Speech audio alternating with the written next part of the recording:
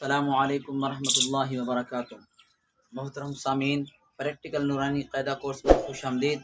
امید کرتا ہوں کہ آپ سب انشاءاللہ خیریت سے ہوں گے۔ تو انشاءاللہ آج ہم تختی نمبر 9 کو بیان کریں گے۔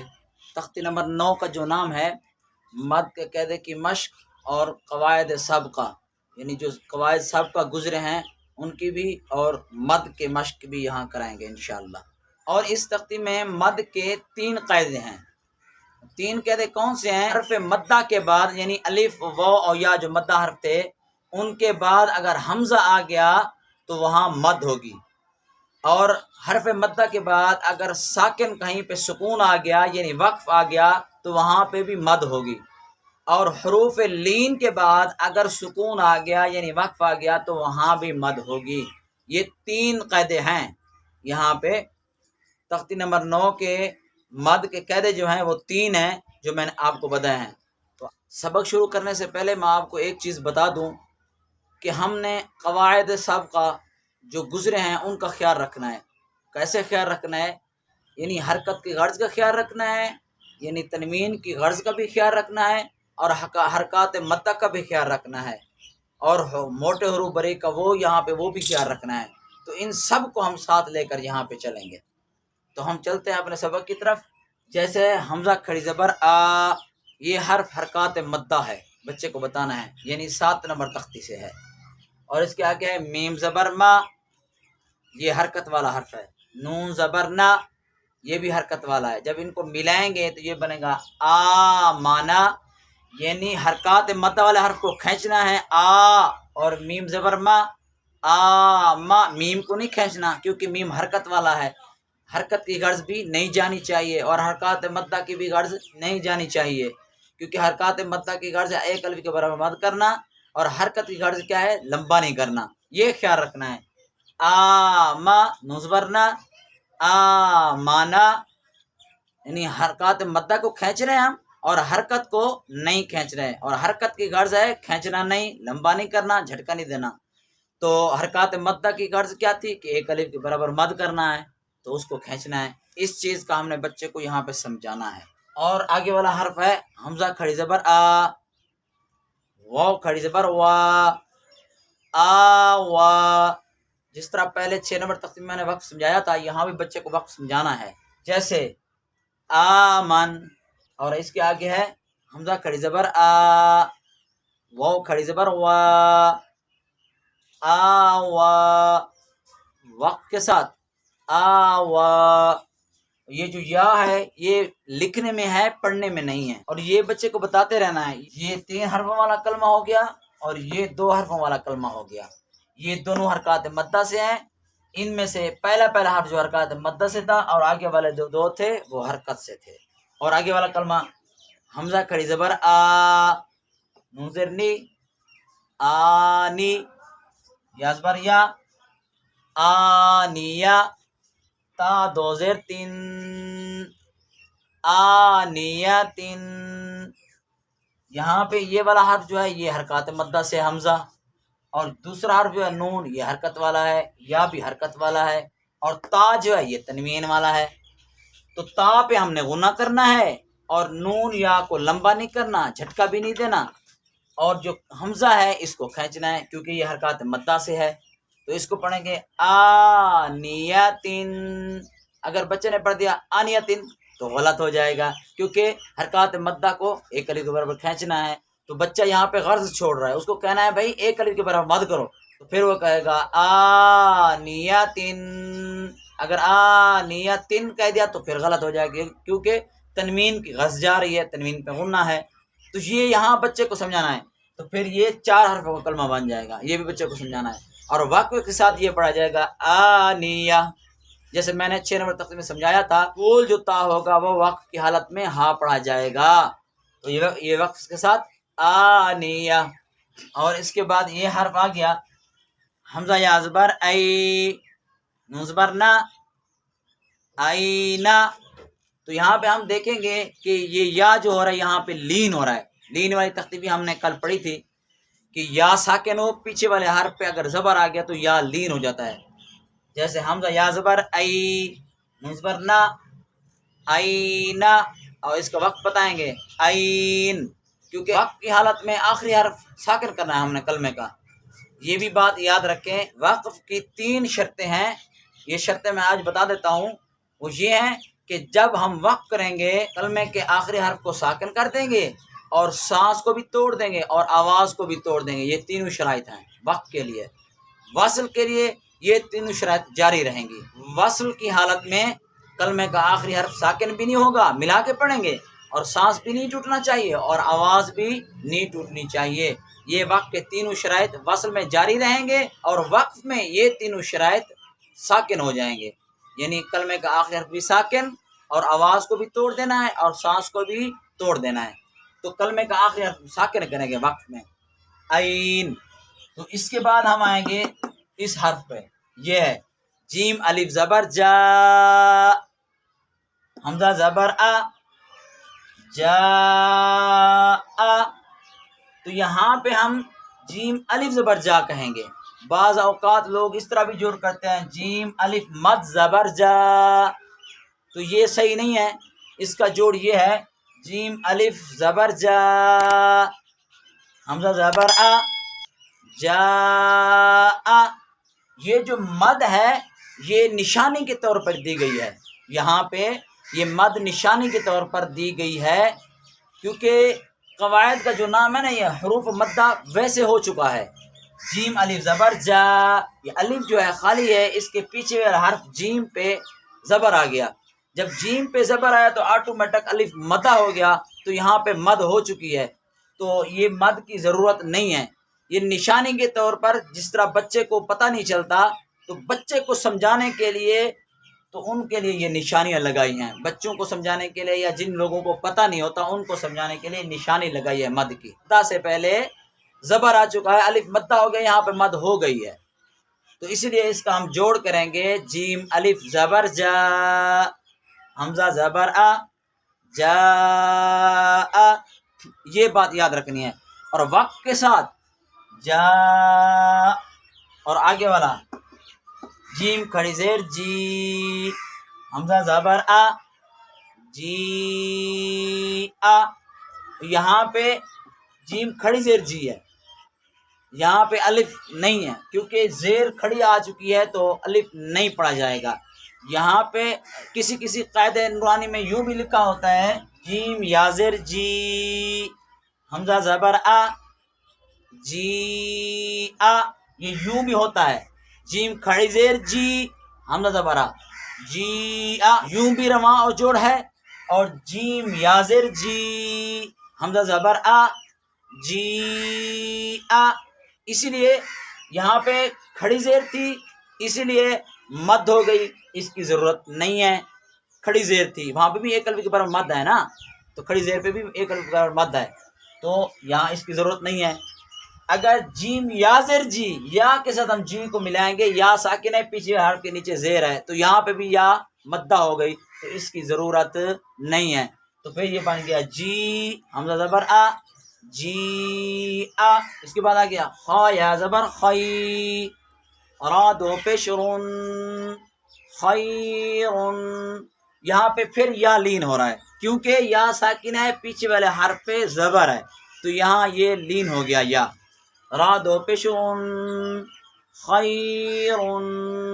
اگر بچے نے پڑھ دیا خیرن، غنہ نہیں ہو رہا تو تنوین کی غرض جا رہی ہے نا بھائی، تنوین کی غرض کو یاد رکھنا ہے، یعنی غنہ کرنا ہے، تو پھر یہاں پڑھیں کہ خیرن، یہ غنہ ہو جائے گا پورا۔ پھر یہ ہو گیا شین یا زبر شی، حمزہ دو زیر ان، شی ان۔ یہاں پہ بھی یا لین ہو رہا ہے، کیونکہ یا ساکن ہے، پیچھے والا حرف پہ زبر ہے، تو یہاں پہ یہ یا لین ہو گیا۔ اور اس کا بھی جوڑ میں آپ کو بتا دیتا ہوں، میم الف زبر ما، حمزہ دو زیر ان، ما ان۔ پیچھے میں نے آپ کو پہلے بتا دیا ہے کہ یہ حرف مدہ ہے، اس کے پیچھے والے حرف پہ زبر ہے، تو الف حرف مدہ ہے، تو اس لیے یہ میم الف زبر ما ہی پڑھیں گے، اس مد کی ضرورت نہیں ہے، یہ نشانی کے طور پر لگائی گئی ہیں۔ اور حمزہ دو زیر ان، ما ان۔ اور اس کے بعد یہ آ گیا عین الف زبر آ، حمزہ زیر ای، عائی، لام دو زبر لن، عائلن، حمزہ زیر ای، اس کو اگر بچے نے پڑھ دیا عائلن تو غلط ہو جائے گا، کیونکہ حرکت کی غرض جا رہی ہے، بھی حمزہ حرکت والا ہے تو اس کے اوپر صرف حرکت دینی ہے۔ حمزہ زیر ای، اگر حمزہ زیر ای کریں گے تو غلط ہو جائے گا۔ تو اسی طرح عائلن، اگر بچے نے عائلن پڑھ دیا تو لام پہ تنوین کی غرض جا رہی ہے، تو اس چیز کا بھی ہم نے خیال رکھنا ہے۔ عائلن، اور اس کے بعد والا حرف ہے میم پیش مو، حا یا زیر حی، محی، قادو پیش قن، محیطن، یہاں پہ ہم آواز کا ہم نے بھی خیال رکھنا ہے۔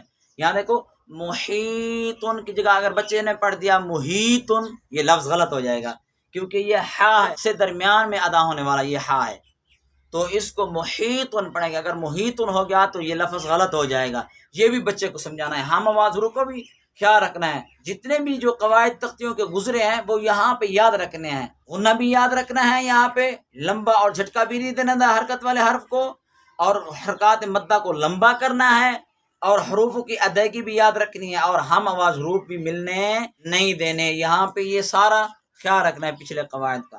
اور یہاں پہ قاف زبر قا، را یا زر ری، قری، با دو زیر بن، قریبن، بچے بعض اوقات پڑھتے ہیں قریبن، کاف بری کر دیتے ہیں، تو اس کو بھائی سمجھانا ہے بھی قاف موٹا ہے تو پھر وہ پڑھیں گے قریبن۔ آگے یا ساکنہ ہے، اور یا ساکن کے پیچھے والا حرف جو را ہے اس کے نیچے زیر ہے، تو یہاں یا مدہ ہو رہی ہے، تو مدہ پہ بھی تو مد کرنی ہے، قریبن، غنہ بھی کرنا ہے، غنہ بھی نہیں چھوڑنا، یا مدہ کے اوپر مد بھی کرنی ہے، اور قاف بھی موٹا کرنا ہے۔ یہ بچے کو بار بار یہ یاد کروانا ہے۔ اور اس کے بعد آ گیا میم وازبر مو، حمزہ الٹا پیش او، مو او، داد بردا، تا پیش تو، مو او داتو، یہاں پہ دیکھو وہ لین ہے، اور حمزہ حرکات مدہ ہے، اس کو بھی کھینچنا ہے، اور دال حرکت سے ہے، اور تا بھی حرکت سے ہے، ان دونوں کو نہیں کھینچنا ہے۔ میم وازبر مو، یہاں پہ وہ لین ہے تو اس کو بھی نارمل ادا کریں گے، حمزہ الٹا پیش او، مو او، بعض اوقات بچے کرتے ہیں مو او داتو یا مو او داتو، ایسے نہیں پڑھنا ہے، یہ غلط ہے۔ تو یہاں پہ بچوں کو کہنا ہے بھئی یہ حرکت والے حرف ہیں، حرکت کی غرض ہے کہ لمبا نہیں کرنا، جھٹکا نہیں دینا، اور حرکات مدہ کی غرض ہے اس کو کھینچنا ہے، تو حمزہ کو ہم کھینچنے دیں گے اور دال اور تا کو نہیں کھینچنے دیں گے کیونکہ اس کی غرض چلی جائے گی۔ تو اسی طرح مو او داتو، آگے آ گیا عین یا زر عی، شین زبر شا، عیشہ، تا دو زر تن، عیشتن، یہاں پہ دیکھو یا ساکنہ ہے، پیچھے والا حرف کے نیچے زیر ہے، تو یہاں پہ یا مدہ ہو رہا ہے، تو یہاں پہ ہم مد کریں گے، عی، شین زبر شا، پھر شین کو نہیں کھینچنا کیونکہ شین حرکت والا ہے، پھر حرکت کی غرض چلی جائے گی، تو عیشہ، تا دو زیر تن، عیشتن، واقع کے ساتھ عیشہ، پھر بولتا آ گیا، اس کو واقع حالت میں پھر ہا پڑھ دیں گے۔ اسی طرح موعوداتو، واقع کے ساتھ موعودہ، واقع حالت میں یہ ہا جائے گا۔ اس کے بعد آ گیا میم زبر ما، واو الف زبر وا، موا، زا یا زر زی، موازی، نون پیش نو، موازینو، ہا الٹا پیش ہو، تو یہ بن گیا موازینو، واقع کے ساتھ موازینو، تو یہ ہو گیا۔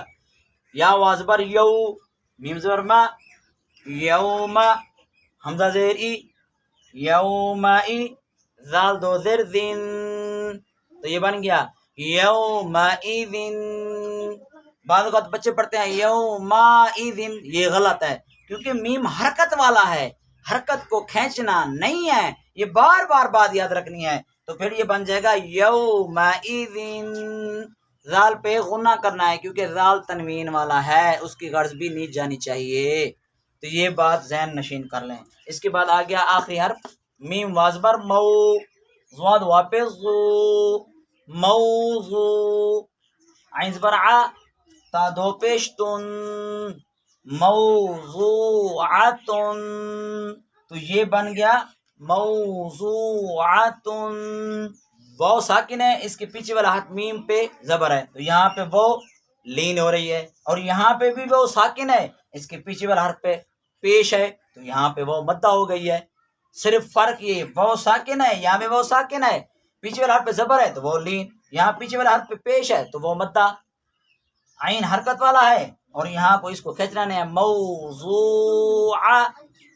موضوعات نہیں کرنے دینا بچے کو، یہ کوئی حرکت والا ہے، اور تا دو پیش تن، تو یہ بن جائے گا موضوعات۔ یہ ہو گیا کمپلیٹ۔ اور اس کے بعد ہم آتے ہیں وقت کی طرف۔ بھئی مد کے جو 3 قاعدے تھے، ایک حروف مدہ کے بعد اگر حمزہ آ گیا تو مد ہوگا، اور دوسرا حروف مدہ کے بعد اگر ساکن کوئی حروف آ گیا یعنی وقف آ گیا تو پھر بھی مدہ ہوگا، مد ہوگی۔ اگر حروف لین کے بعد اگر ساکن یا وقف آ گیا تو بھی مد ہوگا۔ ہم آپ کو وقف کر کے دکھائیں گے کہ حروف لین پہ کیسے وقف ہوگا، جیسے عین اور خا یا ازبر خی، را دو پیش رن، خیرن، یہ لین کے بعد وقف آ رہا ہے، اس کا میں سمجھا رہا ہوں آپ کو۔ لین کے بعد جو وقف آ رہا ہے، خیرن وقف کے ساتھ، خیر، یا ساکن ہے، پیچھے حرف زبر ہے تو یا لین ہے، لین کے بعد ساکن کا میں آپ کو قاعدہ بتا رہا ہوں۔ اور اس کے بعد یا مدہ کا، یا ساکن ہے، پیچھے والے حرف کے نیچے زیر ہے، جیسے ہا یا زر ہی، محی، تا دو پیش تن، محیطن، یہاں پہ جب وقف کریں گے تو یہ بنے گا محیط، یہاں پہ ہم مد کریں گے وقف کے ساتھ، یعنی حروف مدہ یا ہے، حروف مدہ کے بعد سکون یعنی ساکن ہو رہا ہے حرف محیط، تو یہاں پہ مد ہوگا۔ اگر حروف مدہ کے بعد حمزہ آ گیا تو وہاں مد ہوگا، اور یہ جو مد ہے یہ مد متصل ہے یعنی بڑا مد، کیونکہ حرف مد کے بعد حمزہ اسی کلمہ میں ہے، یعنی ایک ہی کلمہ میں ہے۔ یہ جیم الف زبر جا، حمزہ زبر آ، جا آ، یہ ایک ہی کلمہ ہے، حمزہ آ گیا تو یہ مد متصل ہو گیا۔ اگر حرف مد کے بعد اگر حمزہ دوسرے کلمہ کے شروع میں آیا تو وہاں مد منفصل ہوگا، چھوٹا مد ہوگا، یعنی 1 الف کے برابر یا 3 الف کے برابر، اور یہ جو مد ہے یہ 3 سے 5 الف کے برابر مد ہوتا ہے، یہ بڑا مد ہے، کیونکہ حروف مدہ کے بعد حمزہ اسی کلمہ میں جب ہوگا تو مد بڑا ہوگا۔ جیسے ما ان، وقف کے ساتھ ما، یہ الف حروف مدہ ہے، اس کے بعد حمزہ اسی کلمہ میں ہے تو یہاں پہ مد ہوگا، مد بڑا ہوگا۔ بس یہ بات یاد رکھنی ہے، اگر حرف مد کے بعد حمزہ اسی کلمہ میں آ گیا تو مد بڑا ہوگا، اگر حرف مد کے بعد حمزہ دوسرے کلمہ کے شروع میں ہوا تو وہاں مد چھوٹا ہوگا، اس کو مد منفصل بولتے ہیں۔ تو یہ ہو گیا عائلن، یہ ایک کلمہ ہے، 1 2 3، یعنی 3 4 حرفوں کا ایک کلمہ ہے۔ یہاں پہ جس طرح 2 2 3 3 4 4 حرفوں کا ایک کلمہ بنتا ہے، تو وہاں اگر حرف مد کے بعد اگر حمزہ اسی کلمہ میں ہوا تو مد بڑا ہوگا۔ آخر میں آپ کو یہ بتا دیتا ہوں، قریبن، یا مدہ ہے، اس کے پیچھے حرف نیچے زیر ہے، تو یہاں پہ قریبن پہ جب وقف کریں گے تو یہ بن جائے گا قریب۔ اگر حروف مدہ کے بعد اگر وقف آ گیا تو وہاں پہ بھی مد ہوگا، اگر حروف لین کے بعد اگر وقف آ گیا تو وہاں بھی مد ہوگا۔ تو یہ بات ذہن میں رکھنی ہے، یہ 3 قواعد تھے جو میں نے آپ کو بتا دیے۔ تو انشاءاللہ یہ تختی کمپلیٹ ہوئی، وقت کے ساتھ بھی میں نے آپ کو بتائی ہے۔ یہاں پہ بھی میں نے چند الفاظ لکھے ہیں کیونکہ میں نے کہا ویڈیو لمبی نہ ہو جائے، تو میں نے آپ کو بتا دیا۔ انشاءاللہ امید کافی آپ کو سمجھ آ گئی ہوگی، تو انشاءاللہ آپ لائک بھی کر دیا کریں اور سبسکرائب بھی کر دیا کریں، تو انشاءاللہ ہماری جو بھی ویڈیو ہوگی آپ کو ملے گی۔ انشاءاللہ ملتے ہیں نیکسٹ ویڈیو میں، تب تک کے لیے مجھے اجازت دیجیے۔ اللہ آپ کا حامی و ناصر ہو، فی امان اللہ، السلام علیکم ورحمۃ اللہ۔